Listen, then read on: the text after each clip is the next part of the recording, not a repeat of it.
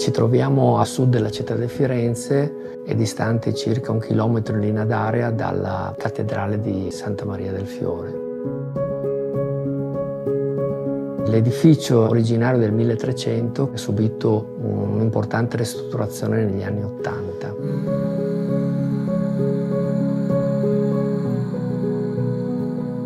Le prime sensazioni che ho ricevuto quando mi sono recato in questo posto è quello di trovarmi in un luogo spirituale, quasi un eremo a ridosso del tessuto urbano consolidato della città di Firenze.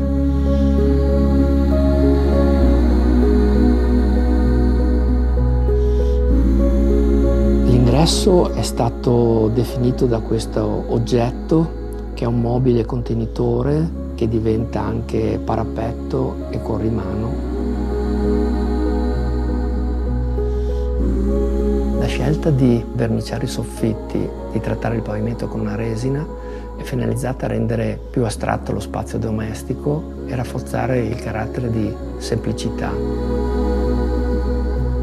Per quanto riguarda le pareti abbiamo utilizzato un intonaco naturale a base di calce, che anche questo materiale è in grado di esprimere una grande identità, una grande forza espressiva. E le pareti in pietra sono state mantenute nello stato in cui le abbiamo trovate e semplicemente ripulite e trattate con un protettivo opaco.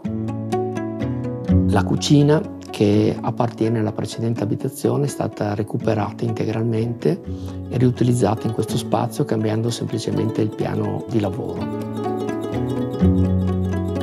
Le colonne, anziché addossarle alle pareti, che sono diventate degli elementi che si configurano come una sorta di diaframma che gerarchizza lo spazio della cucina e della zona soggiorno.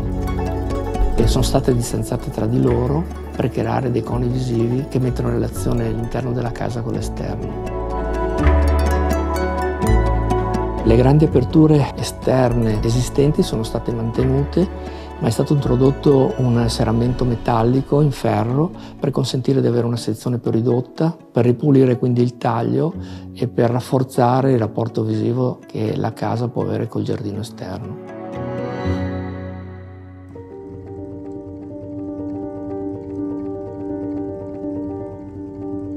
Il tavolo da pranzo è su disegno, è realizzato in rovere e il corpo illuminante sovrastante ha un aspetto quasi ascetico, ma allo stesso tempo raffinato perché ha una finitura ottone. Le poltrone in legno collocate davanti al camino riprendono e rafforzano il carattere elementare dello spazio domestico. Il lavabo del piccolo bagno di servizio al piano terreno è stato realizzato in travertino, così come la parete antistante, e si è scelto questa pietra perché è una pietra molto naturale, molto opaca, molto sensuale, e quindi ci sembrava una pietra adatta a continuare la narrazione dell'intero progetto.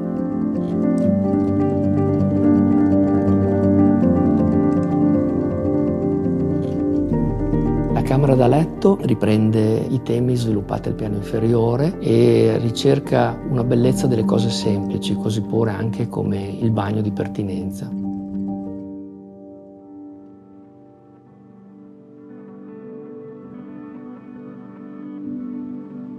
La camera da letto invece della bambina completa il carattere che è stato dato a tutto il fabbricato, proseguendo la narrazione sugli stessi temi. Crediamo che lo spazio domestico deve essere necessariamente uno spazio intimo, uno spazio artificiale con questo carattere di grande intimità, questo senso di calore, di conforto non solo pratico ma anche visivo. E la ricerca dei materiali naturali come la pietra, la calce, il legno, in qualche modo enfatizza e rafforza questo senso domestico, e quindi questa ricerca di recuperare questa tradizione appartiene al nostro percorso di ricerca.